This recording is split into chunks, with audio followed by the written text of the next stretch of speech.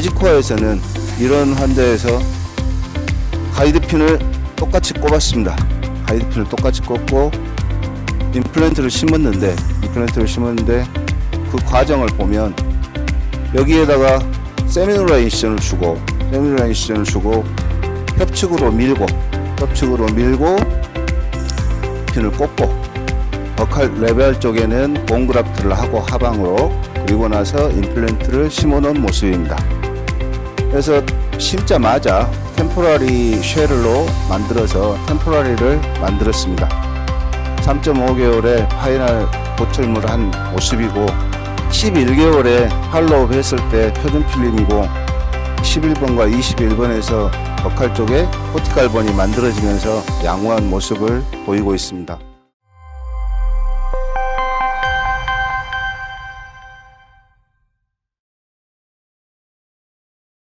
최소 침습에 특화된 매직코어 개발 원리 및 임상 케이스에 대해서 한번 시작해 보겠습니다.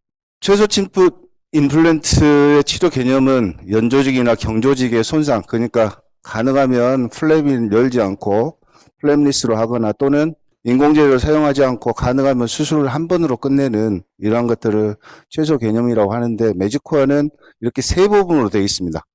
세 부분으로 되어 있는데 그 세 부분을 한번 따로따로 나눠보면 굉장히 가는 슬림 코어 바디를 갖고 있고, 한 줄 나사의 온레벨 임플란트의 형태가 밑에 이제 뼈에 들어가는 부분이고, 만약에 이 임플란트만 있었으면 본 레벨로 이렇게 나사가 길게 하고 작은 코어가 있다면 보철 연결 부위가 너무 좋기 때문에 임플란트가 다 뼈 안에서 깨졌을 겁니다.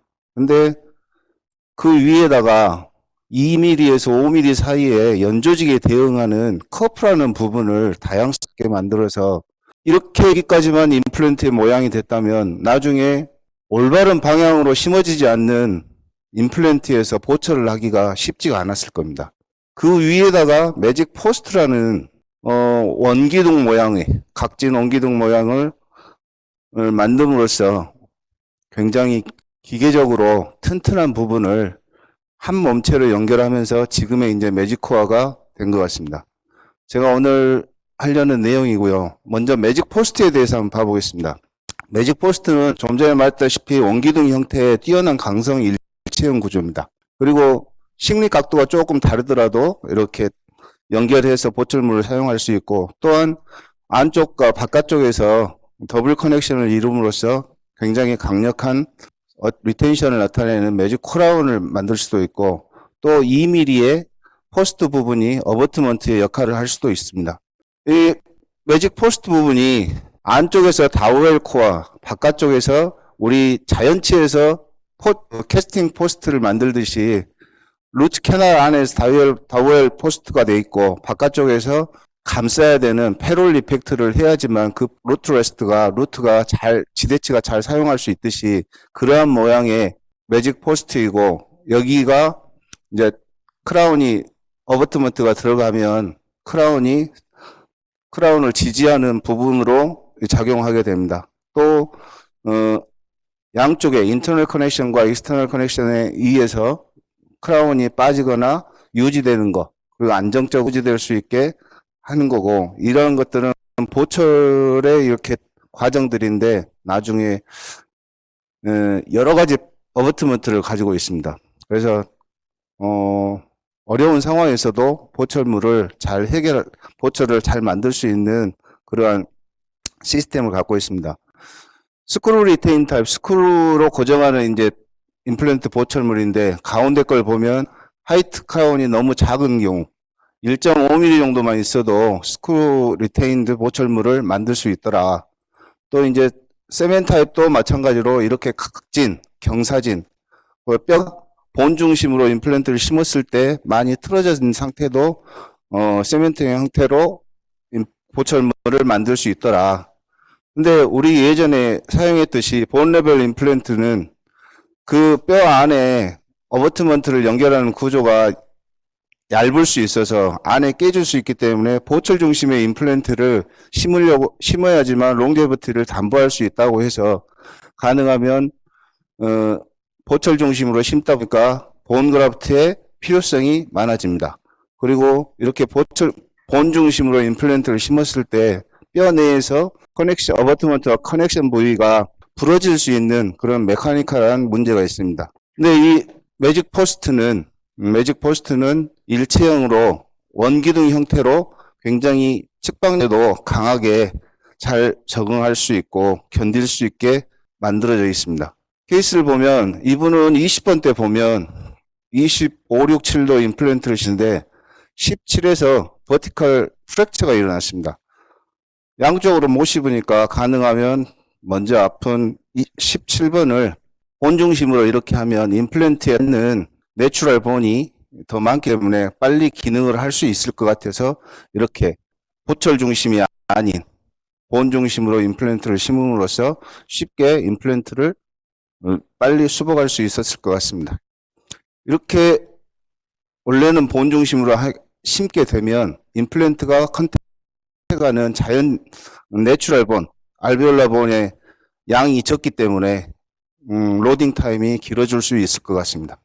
그래서 보철 중심 임플란트를 수복하는 게 원칙인데 어쩔 수 없는 경우에 본 중심으로 임플란트를 심었어도 매직 포스트에 의해서 그걸 유지하고 극복할 수 있더라.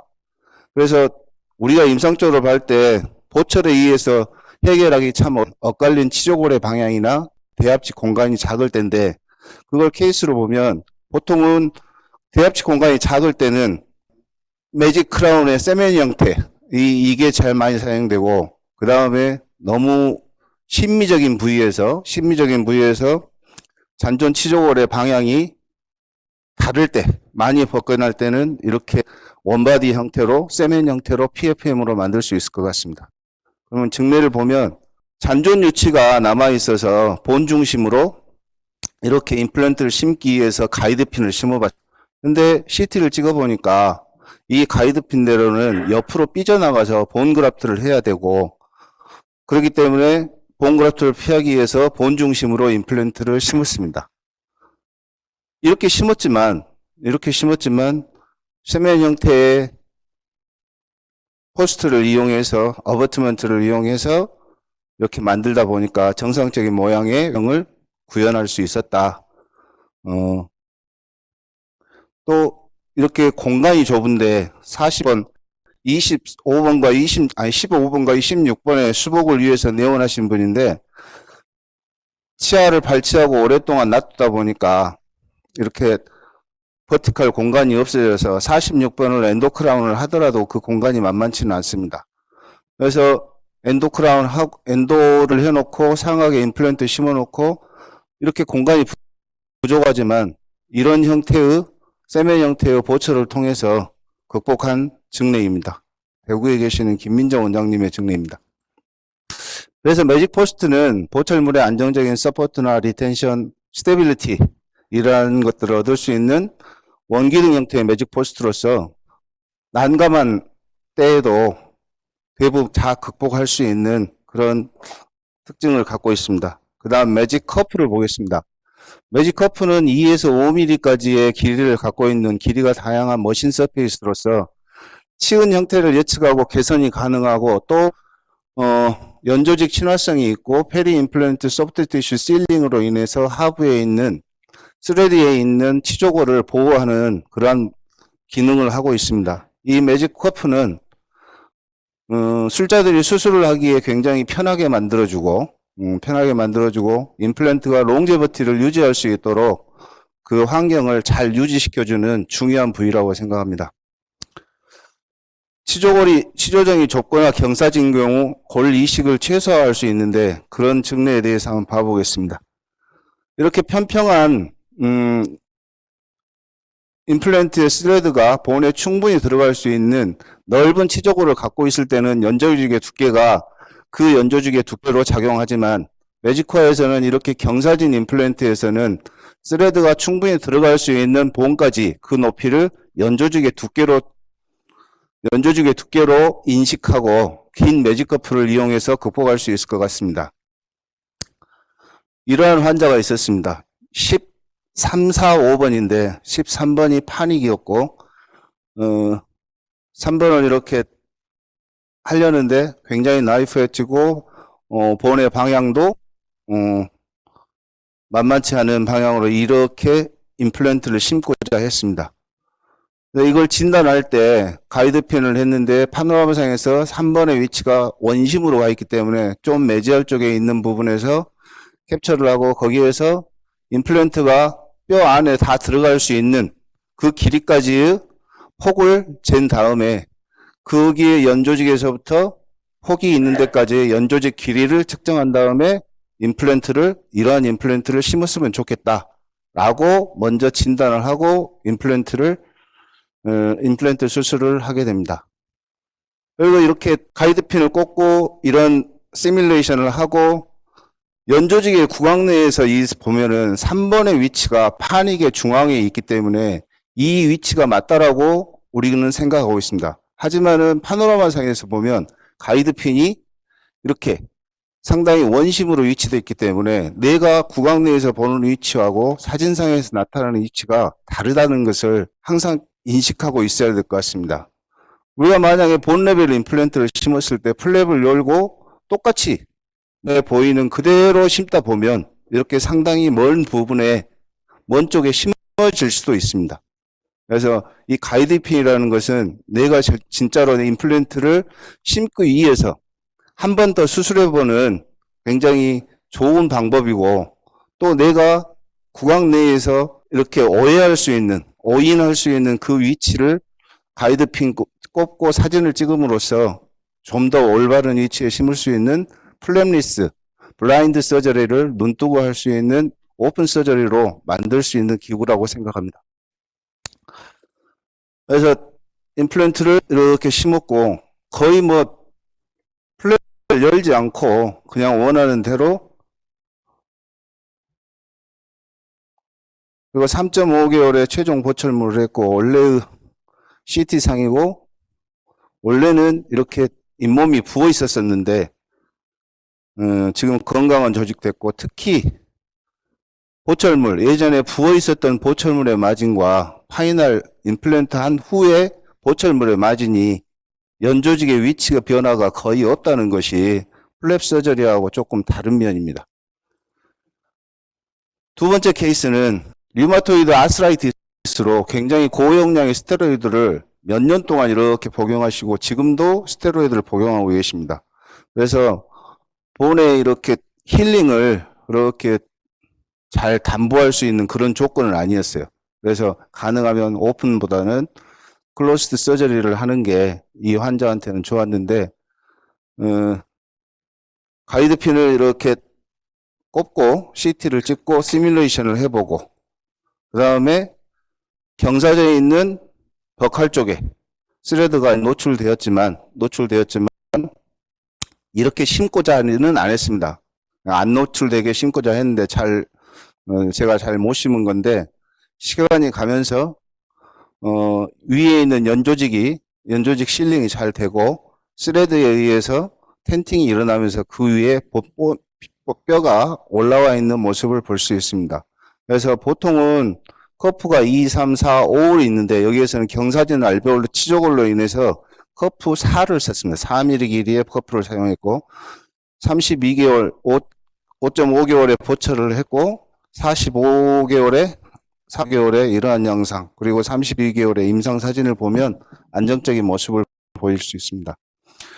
그 다음 미니마이시션을 통한 치은 형태 개선을 보면 이러한 그 경사진 잇몸에서 펀치를 쓰면 물론 오픈 서저리에서 본그раф트 하고 하면은 볼록해지겠지만 오픈 서저리 않고 그냥 클로즈 서저리를 하는데 드릴이나 펀치로 해서 조직을 없애면 이러한 연조직의 모양이 일어나지만 치조정의 1cm 미만의 연조직의 절개를 하고 버칼 쪽으로 밀고 부족한 뼈의 폭경을 갖는 부위는 커프로 연조직처럼 뼈에 스레드를 넣는 이런 방식이면 그렇게 트라우마를 주지 않고 원하는 외형을 얻을 수 있겠다 이런 생각이 듭니다. 그래서 환자를 한번 봐보겠습니다. 이 환자는 치조정에 이 사진상에 볼 때는 어테티드 진지바가 부족하고 케라티나이즈 진지바가 부족하고 협측에 디프레션이 있어서 나중에 보철을 할 때도 음식물의 저류가 될 수 있어서 약간의 세밀라인 시전을 주고 임플란트를 심었습니다. 그리고 1개월 때의 모습과 14개월 때의 협측을 보면 커프 주위의 연조직이 굉장히 각과 치은도 잘 유지되어 있고 연조직의 볼륨도 상당히 늘어남으로써 연조직 크라운 하방에 음식물의 저류가 되지 않는 그런 양호한 모습으로 이렇게 치유된 양상입니다. 이분은 충분한 뼈를 갖고 있습니다. 충분한 뼈를 갖고 있는데 구강내 사진을 보면 연조직이 케라티나이즈 진지바가 거의 없는 이러한 모습이 있기 때문에 이걸 그냥 펀치로 하면 커프 주위에는 무버블한 움직이는 연조직이 있기 때문에 그 하방의 골조직을 안전하게 보호할 수 있는 그런 상황을 만들지 못할 것 같습니다. 그래서 가이드핀 꽂고 세밀라인 시전하고 3일 후습과 한 달 후의 모습입니다. 거의 뭐 없던 그 각화치은이 커프 주위로 잘 만들어진 모습이고 2.5개월에 보철을 했는데 그 주변에 각화치은이 제대로 잘 만들어져서 나중에 커프 주위에 움직이는 연조직이 없고 그리고 그쪽에 음식물이 저류되지 않고 오랫동안 롱제베트를 유지할 수 있는 그런 모습으로 재현된 것 같습니다. 이 환자는 3번 브릿지가 통째로 빠져서 이렇게 다른 원장님이 전치부 리퍼를 해주셨습니다. 리퍼를 해주셨는데 보통 이런 경우에는 대부분 딜레이드 해가지고 오픈 서저리 하고 이렇게 해야지 어느 정도 이제 연조직의 높이를 맞출 것 같은데 매직코어에서는 이런 환자에서 가이드핀을 똑같이 꼽았습니다. 가이드핀을 똑같이 꼽고 임플란트를 심었는데 그 과정을 보면 여기에다가 세미노라인 시전을 주고 협측으로 밀고 핀을 꼽고 버칼 레벨 쪽에는 본그라프트를 하고 하방으로 그리고 나서 임플란트를 심어 놓은 모습입니다. 그래서 심자마자 템포라리 쉘로 만들어서 템포라리를 만들었습니다. 템포라리 만든 이유는 심리적인 이유도 있지만 이쪽 버칼 쪽에 진지바를 좀 더 서포트해서 자연스러운 모습으로 만들기 위해서 이렇게 템포라리를 만들었습니다. 3.5개월에 파이널 보철물을 한 모습이고 지금 3.5개월 됐는데 순측에 거의 뭐 뼈가 있는지 없는지 인식할 수 없을 정도, 그러니까 그 안에서 본 리모델링이 이식된, 특히 21번의 할 쪽에는 이식된 뼈가 많이 리모델링 되고 있을 거라고 생각합니다. 11개월에 팔로우업 했을 때 표준 필름이고 11번과 21번에서 버칼 쪽에 코티칼본이 만들어지면서 양호한 모습을 보이고 있습니다. 굉장히 복잡한 케이스였지만 굉장히 간단한 절개를 통해서 내가 원하는 부위에 원하는 뼈를 넣어서 만듦으로써 필요한 양만큼만 만듦으로써 굉장히 간단하게 복잡한 수술을 할 수 있었던 증례입니다. 다양한 부위의 매직커프를 갖고 있고 이러한 것들이 연조직 외형을 개선하고 각화치은의 보존이나 획득 그리고 연조직의 심리적 개선 뼈이식의 필요성을 감소시킨 수술하는 데 굉장히 편하게 작용하는 임플란트의 한 부분입니다. 또 그리고 견고하게 페리임플란트 소프트 실링으로 인해서 그 하방의 골조직을 잘 안정되게 유지시킬 수 있는 그런 구조인 것 같습니다. 다음에는 매직 핀 스레드에 대해서 한번 보겠습니다. 매직 핀 스레드와 뼈에는 피적 접촉에 의해서 초기 안정을 얻습니다. 일반적인 본 레벨이나 티슈 레벨의 삼각나사는 픽세이션에 의한 고정을 얻지만 이 매직코어라는 임플란트는 굉장히 0.1mm 정도, 0.1mm 정도의 두께를 갖고 있는 핀 스레드, 길고 얇은 스레드가 뼈에 들어가기 위해서는 단단한 뼈에서 그걸 자를 수 없어서 그 모양을 그대로 탭이라는 과정을 거쳐서 그 모양 그대로 접촉할 수 있도록 만들고 이 0.1mm의 핀 스레드의 두께는 핀 스레드와 핀 스레드 사이에 1mm 정도 들어있는 라멜라 본의 플렉시빌리티와 거의 비슷해서 이러한 응력 분산을 굉장히 잘 해주고, 또 이 스레드 부분이 좀 전에도 말했지만 슬림한 코어 바디를 갖고 있기 때문에 좁은 골폭에서도 임플란트를 잘 심을 수 있습니다. 이렇게 이제 픽세이션 방법에 임플란트를 심었을 때 픽세이션에 의해서 압박받는 그 부위에서는 흡수가 일어날 수 있다는 사진이고, 이 매직 핀 스레드는 형태적 접촉에 이어 인터스레드 본의 리소프션이나 이러한 다시 우분번호 힐링이나 이러한 것들을 나타내지 않으면서 그 손상을 줄이지 않고 있다면 굉장히 빠른 치유를 얻을 수 있다라고 되어 있습니다. 그래서 이 과정을 매직 픽 드릴링, 매직 핏 임플란테이션이라고 말씀해주고 있습니다. 저기 뒤에 이제 케이스 보면 사이너스 쪽에 이렇게 하다 보면 이렇게 하는 게 이제 매직 익스펜더라는 기구고, 그 다음에 이런 기구가 되어 있는데,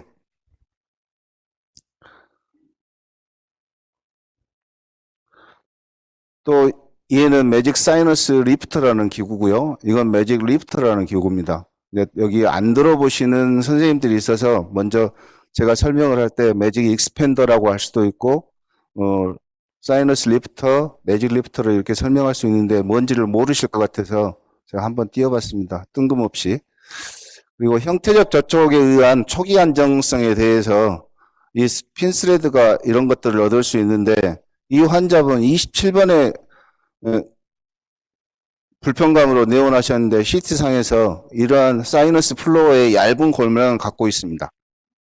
이때도 발치와 함께 즉시 임플란트를 심으면서 20년 정도의 이니셜 토크 밸류와 ISQ와 49에 41 정도의 굉장히 안정적인 수치를 보였습니다. 수술날 이렇게 심고 플레임리스를 심고 나머지 부위에는 본 그래프트를 하고 연조직과 커프 주위에는 블러드 클롯을 잡을 수 있는 콜라겐 스펀지를 넣고 콜라겐 스펀지가 빠지지 않도록 느슨한 슈처를 합니다. 그리고 나서 8개월 정도 후에 그 전에 보철은 했지만 8개월 정도 후에 그 CT와 파노라마상을 보면 양호한 치유 양상을 보입니다. 그리고 43개월에 파노 CT 임상 사진에서도 양호한 모습을 보입니다. 이분은 교정 중이신 분인데 11번에 이렇게 에이피컬 리전이 많이 잡혀 있습니다. 그래서 임상 사진에서도 여기가 건보일이 있어서 임플란트를 심으면 거의 뿌리 끝에서 거의 나사선 한두 개에 의해서 고정을 얻어야 되는 그런 케이스입니다. 이분이 30살 정도 되는 여자분이신데 이거 빨리 치료하고 남편하고 둘이 트럭 몰고 세계 일주한답니다. 그래서 올 3월 달에 출발했거든요. 3월 달에 출발했는데 멋지더라고요. 집 다 팔고 있는 돈 해가지고 세계 일주 1년 동안 한답니다. 1년 동안. 그래서 잘 갔다 오라고 했는데 여기가 이제 실패해버리면 그것도 못 가겠죠. 근데 이렇게 해서 가이드핀 넣고 GPS 한 다음에 심었습니다. 근데 여기에다 템포러리 하기는 너무 무리여서 거기다가 임플란트는 그냥 루틴한 방법대로 심고 옆에다가 뒤쪽에서 와이어 걸쳐서 템포러리 이렇게 붙여주는 형식으로 지내시다가 5개월 정도 지나서 파이널 보철을 한 모습입니다. 나름 이식된 뼈도 아직은 다 고란은 안 됐겠지만 양호한 모습을 보이고 있습니다. 12개월 후의 모습이고 이 정도. 구개 쪽엔 이 뼈 다 녹았잖아 이렇게 말씀하실 수 있을 것 같은데 그럴 수도 있겠죠. 근데 다시 이렇게 나중에 시간이 더 지나서 사진을 찍어보면 구개 측에 뼈는 그대로 있을 것 같습니다. 그래서 선생님들이 한번 이런 것도 방사진상 찍어보고 계속 추적 관찰하고 해보시면 선생님들이 나중에 일어날 수 있는 일에 대해서 예측 가능하리라고 생각합니다. 5개월과 12개월 이렇게 마쳤습니다. 이분은 이제 타운에서 이렇게 발치하고 한 달 정도 좀 더 지난 것 같은데 인파로 오셨습니다. 그래서 얇은 뼈라 이런 얇은 뼈에서도 이 스레드에 의해서 초기 거증을 얻을 수 있느냐 이러한 의문들이 드실 수 있을 것 같은데 제일 뒤에 것은 구개 측에 접해서 이제 BEB로 통해서 임플란트를 심었고 16번에는 한 1mm 정도의 본을 두 번째 나사선에 걸쳐서 CMC를 통해서 임플란트를 심은 환자입니다. 4.5개월에 템포러리를 통해서 프로그레시브 로딩을 했습니다. 이 프로그레시브 로딩은 이 임플란트의 핀 스레드가 굉장히 스트레스를 잘 분산 때문에 내가 주고자 하는 힘만큼 뼈가 될 부분에 생리적인 자극을 줄 수 있는 장점이 있습니다. 그래서 이것도 해보면 참 재미있는 것 같은데 7.5개월에 파이널을 했고 9.5개월 이상으로 7.5개월에 CT를 못 찍는 이유는 이 양반이 유방암이었는데 방사선에 대해서 굉장히 거부감을 갖고 계십니다. 거부감을 갖고 계셔서 밑에 다른 쪽 할 때 찍어놓은 사진으로 이렇게 대체했습니다. 13개월에 17번과 16번에 이렇게 모습인데 양호한 결과를 보이고 있습니다. 그리고 연조직상에서 보면 커프가 노출되게 심었지만 나중에 추후에 이런 모습으로 변하는 것은 이미 발치화가 힐링되고 있는데 나중에 어디까지 연조직의 높이가 힐링되는 것은 선생님들이 다 알고 계실 겁니다. 그래서 나중에 추후 힐링된 높이에 맞춰서 커프를 마련해 놓으면 나머지는 생리적인 자가 치유에 의해서 거기까지 연조직을 만들어진다라고 믿고 이렇게 시술을 하고 있습니다. 그래서 내가 이런 데서 정상적인 거기 컨트롤을 만들기 위해서 오픈해서 본그래프트하고 연조직 어드밴스하고 이럴 필요가 없다라는 거죠. 함으로써 굉장히 환자도 불편하고 나도 불편하고 이분은 17번인데 17번에 보시면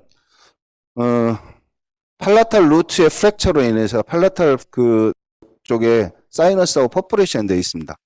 퍼포레이션이 되어 있어서 그쪽에다가 임플란트를 심어서 막아볼까 했었는데 이렇게 막아봤을 때는 이 구멍에 막아봤을 때는 임플란트의 위치가 여기는 뒤쪽에 여기는 좀 앞쪽에 그래서 이 구멍을 막으면서 임플란트를 했을 때는 상당히 뒤쪽으로 와서 메지알 컨틸리버를 만들 수 있는 보철물이 만들어지겠다. 그래서 좀 더 앞에다가 이렇게 심어야 되는데 그러면 구멍이 있는 부위가 있으니까 아마 앞에다 심어도까지 넓혀질 수밖에 없습니다. 그래도 거기에서 고정을 얻을 수 있느냐 그래도 한번 해봅시다 하고 했는데 얻어졌습니다. 얻어져가지고 그냥 쉽게 그 다음부터는 환자분한테 음식을 씹지 않고 가지 않게 블러드 클럽만 잘 유지될 수 있게 해놓으면 환자 스스로 시간의 경과에 따라서 몸에서 알아서 만들어서 양호한 결과를 얻을 수 있었던 것 같습니다. 매직코어 이렇게 슬림 코어 바디를 갖고 있는데 이 슬림 코어 바디로 인해서 우리가 좁은 골폭에서도 굉장히 유리한 그러한 임플란트 구조를 갖고 있습니다. 보면 5.5 픽스처에서 일반적인 임플란트의 코어는 4.8파이 정도 되는데 매직코어에서는 3.5파이 정도의 직경을 갖고 있기 때문에 굉장히 좁은 골폭에 사용할 수 있고 또한 본 레벨에서는 컴프레션에 의해서 임플란트가 고정이 되지만 매직코어에서는 몰폴로지 컨택에 의해서 고정이 되기 때문에 매직코어는 컴프레션과 몰폴로지 컨택에 의해서 고정이 되는 다른 이유이기 때문에 컴프레션에 의해 했을 때 스레드 주변에 본이 리소션 되는 그러한 양상이 몰폴로지 컨택이 되는 매직코어에서는 리소션 되는 양을 줄일 수 있어서 매직코어 직경보다 0.5mm 정도만 본이 더 넓다면 임플란트를 본 그래프트 없이 사용할 수 있다라고 합니다. 이 또한 마찬가지 그거는 사진이고요. 매직코어 이제 사이즈가 굉장히 3.0 사이즈는 2.2mm 정도 코어 바디인데 4 시리즈는 2.7mm, 5 시리즈는 3.3mm, 6 시리즈는 4.1mm 정도밖에 코어 사이즈가 크지 않습니다. 그렇기 때문에 작은 골폭에서 이렇게 사용할 수 있을 것 같고, 좁은 골폭에서 이분은 전반적으로 이렇게 치료를 원했는데, 일단 전치부에 대해서 보면 11번 모빌리티와 22번의 모빌리티가 있습니다. 이걸 발치를 해야 되는데 21번은 그냥 썽썽한데 그냥 놔두고 임플란트를 3개 심는 것보다는 2개 심어서 4번 브릿지를 하기 위해서 전략적인 발치를 하기로 했습니다. 그래서 시뮬레이션 해서 가이드핀 꽂고 임플란트를 심었습니다. 임플란트를 심고 1번 부위에는 소켓 프리저베이션을 통해서 본 리섭션을 예방을 했고, 이러한 과정을 거쳐서 이건 조대성 원장님이 셔더 버트먼트에다가 프린팅 레진을 입혀가지고 구강 내에서 템포라리를 만들기 쉽게 이렇게 그래서 저는 이걸 굉장히 잘 사용하거든요. 다른 렌트는 보철의 마진이 연조직 하방에 있는데, 얘는 셔더 버트먼트에다가 입힘으로써 마진은 보철물에서 맞출 수 있지만 스크류 타입으로 만들기 때문에 굉장히 깨끗하게 연조직의 힐링을 얻을 수 있었던 것 같습니다. 그래서 3.5개월에 파이널 했는데, 특히 12번의 레비알 쪽에 보면 예전에 심었을 때 그 모양 그대로 외형을 유지하고 있고 코티칼 라인이 그대로 잘 살아있는 모습을 보이고 있습니다. 그래서 컴프레션에 의한 고정이 아니라 모포리스 컨택에 의한 고정이기 때문에 이러한 결과를 얻을 수 있지 않나. 13개월의 모습에서도 비슷한 모습을 갖고 있고, 이런 얇은 치조골에서 식립했을 때 12번에서 골 변화를 보면 여전히 그대로 잘 유지되는 모습을 볼 수 있습니다. 이분은 앞니가 이렇게 22번 루트 레스트로 웃지를 못하고 항상 이렇게 입술에다가 오물리고 있고 손으로 가리고 있어서 남편이 이가 이렇게 썩은지를 몰랐대요.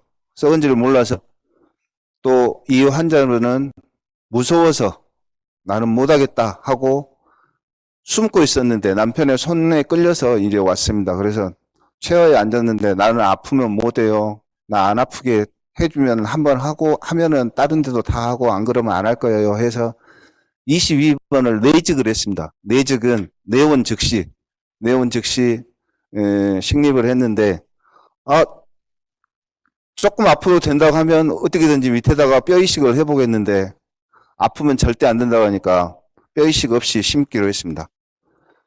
그래서 이렇게 시뮬레이션을 하고 거의 밑에서 고정을 얻을 수 있는데, 여기다가 가이드핀을 꼽으면 내가 또 다시 찾아갈 수 있는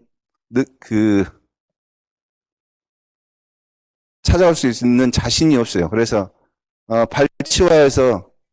발치와 에이펙스, 그 전에 슬라이드를 보면 시뮬레이션 한 게 거의 발치 루트 에이펙스에서 이런 엑시스로 들어가면 찾아갈 수 있겠다 해서 1.6 가이드 드릴을 넣고 고정을 해서 파노라마하고 시트를 했고 보니까 제대로 들어가서 시뮬레이션 하고 임플란트를 심기 전에 버칼 쪽에 본그라프트 해야 되는데 식립구를 막지 않기 위해서 익스펜더를 넣고 옆에 주변에다가 뼈 이식을 했습니다. 뼈 이식하고 임플란트를 이렇게 심었습니다. 심고 바로 다음날이 아니라 그날 수술한 날 템포라리를 만들어 드렸습니다. 만들어 드리고 8개월에 그 전에 이제 보철을 했는데 8개월의 모습이고 24개월의 CT상입니다. 24개월 CT상에서 보면 버칼 쪽에 거의 뚫려 있었던 에이펙스 쪽에서도 코티칼 라인이 잘 만들어져 있는 것을 볼 수 있습니다. 그 고래 변화를 보면 8개월까지는 버칼 쪽에 뼈가 있는지 없는지 알 수가 없었지만 24개월에는 코티칼 라인이 잘 보이면서 잘 유지되고 있는 모습을 볼 수 있습니다. 그래서 좀 전에 말했듯이 슬림한 코어바디와 긴 핀 스레드에 의해서 그 임플란트의 직경보다 0.5mm만 더 크면 임플란트를 심을 수 있다라고 이렇게 가이드를 하고 있는데, 이 증례를 보면 그런 모습이 가능할 것 같습니다. 가운데만 잘 심으면요. 그리고 이제 임플란트가 이렇게 어쩔 수 없이 짧은 임플란트를 써야 되는데, 그 짧은 임플란트를 씀에도 인터스레드 본, 스레드와 스레드의 사이에 하중을 견디는 인터스레드 본이 양을 비교하면 거의 뭐 6.0에 7mm, 6mm, 4.8, 10mm, 5.5, 10mm에 비해서 상당히 많은 인터스레드 본으로 인해서 하중을 잘 견딜 수 있다라고 생각합니다. 물론 인터스레드 본이 이렇게 큼으로써 만약에 인터스레드 본에 손상을 주는 임플란트 식립이 된다면 그게 치유되는데도 일반 본 레벨보다는 훨씬 더 긴 시간이 필요할 것으로 사료됩니다. 그래서 이 환자는 이렇게 이제 47번에 대해서 왔는데, 리전이 인피리어 알베올라 캐날까지 거의 있어서 그냥 한참 있다가 뼈가 생기면 나중에 이제 심읍시다 했는데, 한 7개월 후에 오셔가지고 본의 모양이 이렇게 쑥 꺼졌는데, 어찌됐든 더 꺼지지 말라고 사랑니는 일단 좀 남겨놓고 앞에다가 이렇게 심었습니다. 심고 임플란트 사이즈가 제일 짧은 스레드 부위에는 6mm 정도를 갖고 있는 걸 심었는데 여전히 잘 유지되고, 그 다음에 이제 사랑니 빼면서 그 뒤쪽에도 이 스레드의 생리적인 자극에 의해서 주변 골에도 영향을 주는 것 같습니다. 그래서 본 레벨도 올라가고 시간이 지나면서 스레드 주변의 골질에도 양호한 영향을 주는 것 같습니다. 이렇게 가면서 최후방 구치에 이렇게 스레드가 모든 골질에 이런 교합력을 전달하기 때문에 이 인터스레드 본의 정확한 강도가 형성되지 않는 상태에서 파이널 보철물을 했을 경우에 오버로딩으로 인해서 페일을 방지하기 위해서 일단 프로그레스 로딩을 2.5개월 정도 한 후에 안정적인 모습을 보였을 때 파이널 로딩을 시행했습니다. 핀 스레드의 생리적 자극 전달에 대해서 한번 해보겠습니다. 핀 스레드는 좀 전에 말했다시피 사각 형태의 전달을 최소화할 형태의 임플란트 스레드고, 그 핀 스레드가 핀 스레드의 0.1에서 0.15mm의 두께를 갖고 있는데, 타이타늄과 본 티크니스 레시오가 1대 8 내지 10, 그러니까 0.1일 때 뭐 1.0mm의 인터스레드 본이 라멜라 본이 있다면 그 라멜라 본과 그 타이타늄의 스레드 간의 플렉서빌리티가 비슷해서 주변으로 골 조직으로 스트레스를 잘 분배할 수 있더라. 이러한 생각으로 이러한 디자인을 만드신 겁니다. 내가 만든 건 아니고요. 그래서 이걸 유한요소법으로 응력 분산을 해보니까 일반 임플란트에서는 치조정에 스트레스가 집중되는 반면, 매직코어에서는 전체적인 스레드에서 교합력을 분산하는 그러한 모습을 보이는 것을 나타내는 것입니다. 그래서 이 환자는 46번을 발치하고 대부분 발직을 하는데 이분은 이제 인피리어 알베올라 캐날이 있기 때문에 조금 힐링되기를 기다렸습니다. 그리고 사진을 보면 거의 뭐 D1이죠. D1이어서 힐링되는데도 굉장히 불량할 것 같고, 발치하고 3.3개월에 이렇게 이제 수술날인데 연조직은 잘 힐링되어 있는 모습을 보입니다. 하지만 CT상으로는 거의 방사선상으로는 거의 뭐 뼈가 많이 안 돼 있는 모습을 보입니다. 그래도 여기에다가 임플란트를 심고 임플란트의 생리적 자극을 통해서 뼈가 되어가는 것을 촉진해보고자 하였습니다. 그래서 이제 2개월 정도 됐을 때 템포러리를 넣어서 한 2달 정도 프로그레스 로딩을 하고 뼈가 어느 정도 되고 ISQ 수치도 어, 상당히 올랐을 때 그때 이제 파이널 로딩을 했고 13개월째 보면은 전반적으로 뼈가 잘 유지되고 있고 스레드 상방에 커프 있는 데까지도 이렇게 올라오려고 영쓰고 있는 모습입니다.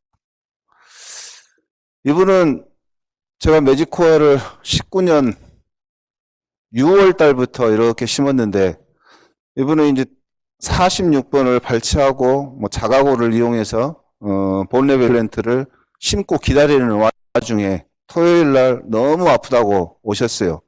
16, 17번이. 그래서 CT를 찍어보니까 이랬는데 뭐 그 전에 매직코어 강의를 들으면서 말도 안 되는 케이스가 뭐 이런 게 된다고 저 스스로는 느꼈던 케이스들을 봐왔기 때문에 이거 한번 해볼까 하고 발직을 시행했습니다. 발직을 시행하는데 16번은 어디 할 데가 없어서 그냥 여기 팔라타에다가 이렇게 넣어가지고 익스펜더를 넣고 식립구 만들고 발치한 옆에 주위에 뼈 이식하고 임플란트 심었습니다. 17번은 그래도 이제 얘는 뭐 여기다가 심나 여기다 심나 뭐 똑같으니까 본 레벨 아니 보철 중심의 임플란트로 익스펜더를 똑같이 넣고 동일한 방법으로 심고 그때는 사진을 잘 안 찍을 때여서 수술 다음 날이고 2주 후의 모습입니다. 나름대로 연조직이 너무 깊게 심었죠. 내가 불안하니까 처음 이렇게 말도 안 되는 케이스를 해봤는데 이게 될까 안 될까 굉장히 고민했는데 걱정했는데 뭐 이렇게 한 5개월 7개월 7.5개월에 프로그레스 로딩을 시작했습니다. 말도 안 되는 뼈 이식을 해놨는데 멤브레인도 없고 그냥 염증 아파갖고 죽겠는 급성 염증기에다가 그냥 익스펜더를 푹 찔러서 옆에 뼈 이식하고 그 임플란트 그냥 심어만 놨는데 이게 진짜 뼈가 될까 고민을 많이 하면서 그래도 뼈를 만들어 보자 하고 3개월 동안 프로그레스 로딩을 했는데 나름대로 잘 된 것 같습니다. 그래서 10개월에 파이널 보철을 올렸던 증례입니다. 그 다음에 뭐 보면은 57개월 지금까지도 잘 유지되고 있고 주변에 임플란트 주변의 뼈에서는 광화가 많이 일어난 방사선 불투과성의 양상이 진하게 보여지고 있습니다. 17번에 이렇게 고래 변화에서도 시간의 경과에 따라 이렇게 좋은 모습으로 변해가고 있고 16번도 선생님들이 보듯이 비슷한 모양인 것 같습니다. 여기에 이제 이분은 36번에 발치하고 아파서 내원하셨던 분입니다. 여기다가 GOE 누꺼즈를 넣어놓고 이제 안 아프니까 치과를 안 가버렸어요. 그래가지고 와보니까 누꺼지가 있는 거예요. 그래서 빼놓고 여기에 낫는 동안 47번에 임플란트를 하시고 싶어 해서 CT를 찍어봤는데 이런 모양입니다. 이런 모양에서 임플란트를 미니멀 인시전 해서 버칼 쪽에 뼈 이식하고 임플란트를 심었습니다. 그 과정을 사진으로 보면 디스탈 동에 미니멀 인시전을 주고 뼈를 먼저 넣고 임플란트를 심고 그 다음에 보니까 버칼 쪽이 약간 살아나 있는 모습입니다. 9개월에 보철을 한 3개월 정도 했으니까 한 6개월 정도 후에 이런 모습이 보였습니다. 나름대로 이러한 술식을 많이 해오고 있는데 이 볼 쪽으로 이식해 놓은 뼈들이 동종골인데 예전에 우리 동종골을 넣으면 다 녹아본다고 했어요. 다 녹아버리니까 외형을 유지하려면 동종골을 넣지 말고 합성골이나 이종골을 넣어라. 그게 원칙이었었어요. 저 때는. 지금도 아마 그러고 그리고 펑셔널 에리어에서는 자가골이나 동종골을 넣고 넌 서포팅 에어리어에서는 합성골이나 이종골을 넣어라. 뭐 이렇게 됐는데 저는 컨터 수정을 한다고 해도 임플란트 주변에 있는 뼈다. 그때는 동종골을 넣고 있습니다. 완전 다 동종골만 넣고 있고 그 동종골이 없어지지 않더라 이 말입니다. 없어지지 않더라. 이렇게 보면 다음 결과를 보면 4개월에 이제 파이널 보철 할 때인데 버칼 쪽에 그 날카로웠던 부분 이렇게 아직은 이게 고라가 되지는 않았습니다. 사진상에 이렇게 보이는 거고 고라가 되지 않고 31개월이 됐어도 이 부분이 그대로 남더라. 그대로 남더라. 근데 여기서 내가 흥미로운 것은 이런 과정을 거치지만 얘가 이제 임플란트거든요. 본 레벨 임플란트예요. 본 레벨 임플란트의 섹션 뷰를 보면 가운데 부분에서 본이 위에 스레드가 코로나 3분의 1 정도는 본이 없는 모습입니다. 이렇게 모습인데 실제 임플란트는 뒤에다 심었는데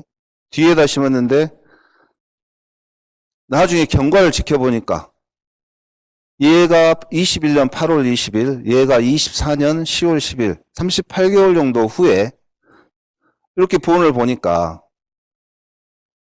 상당히 많이 올라왔더라. 아, 그러면 임플란트 스레드 바로 주변뿐만 아니라 옆뼈에도 이러한 영향을 주는구나. 또 그리고 물론 47번 디스트 버칼 쪽에 본그라프트를 했으니까 기하학적으로 이렇게 컨케이브한 모양이 되다 보니까 그걸 반듯하게 만들기 위해서 그렇게 됐을 수도 있겠지만 긴 스레드에 의해서 주변골에 생리적인 자극을 주다 보면 이렇게 주변에 우리 본 레벨 임플란트 심어보면 버칼 쪽에 뼈가 굉장히 내려가가지고 진지발 리세션 되고 얇아진 모습을 굉장히 많이 봐요. 굉장히 많이 보는데 매직코어를 해보면 그런 게 별로 없어요. 거예요. 그래서 이 옆에까지 이러한 좋은 영향을 주더라. 그런 것들을 느꼈습니다.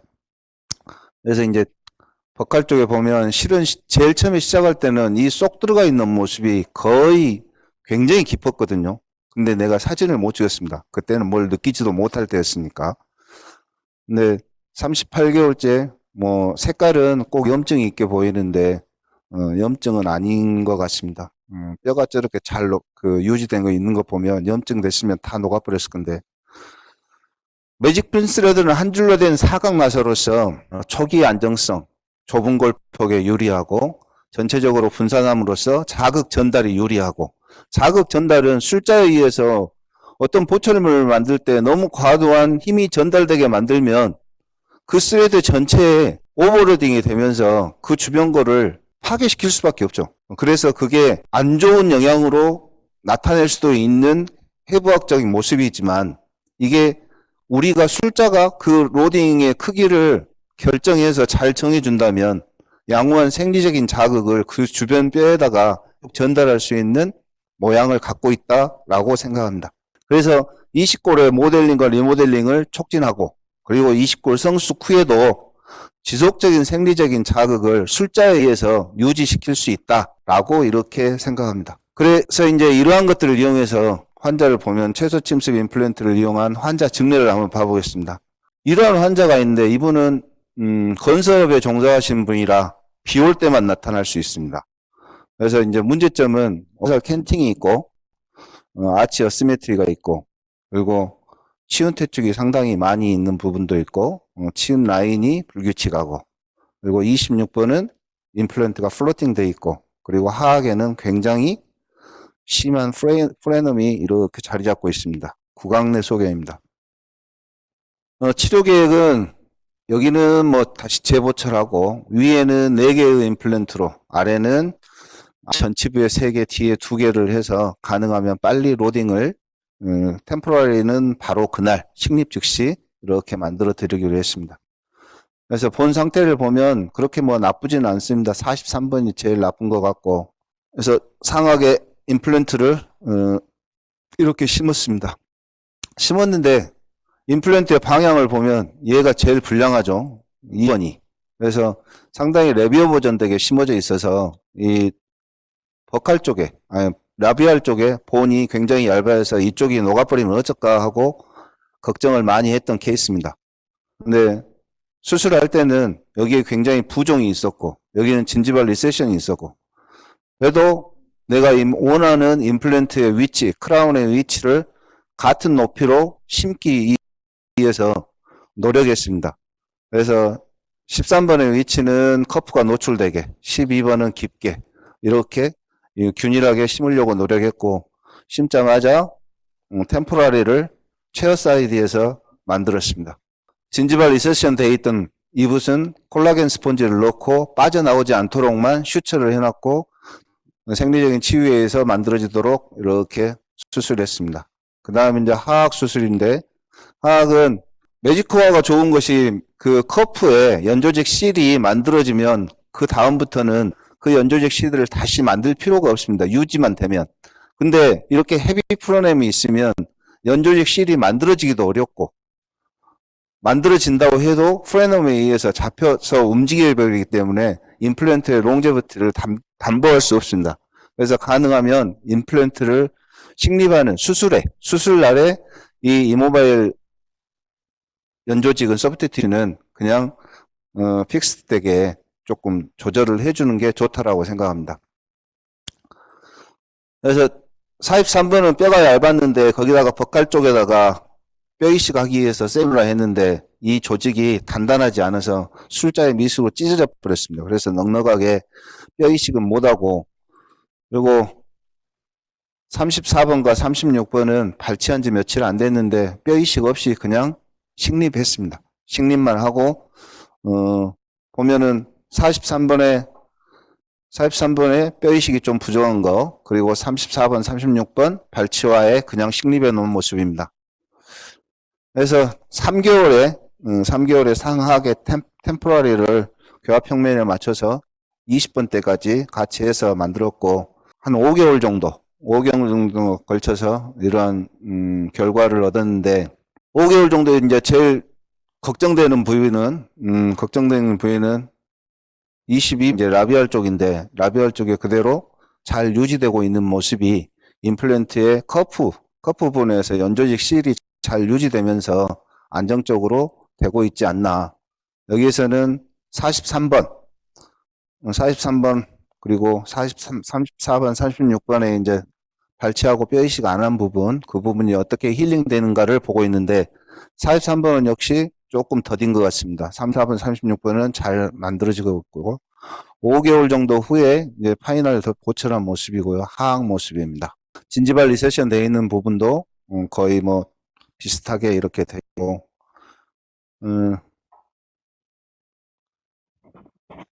14개월의 모습입니다. 14개월 CT인데 12번에 이제 버칼 쪽 4개월 후에도 잘 유지되고 있고, 43번 올라오고 있지만 아직 정상적인 레벨까지는 조금 남은 것 같습니다. 34번, 36번의 발치와에는 거의 다 힐링되는 모습입니다.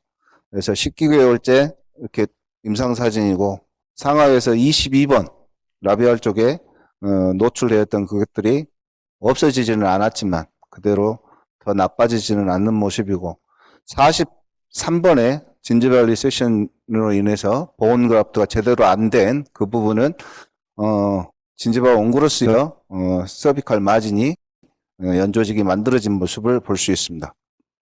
19개월과 술잔의 모습입니다.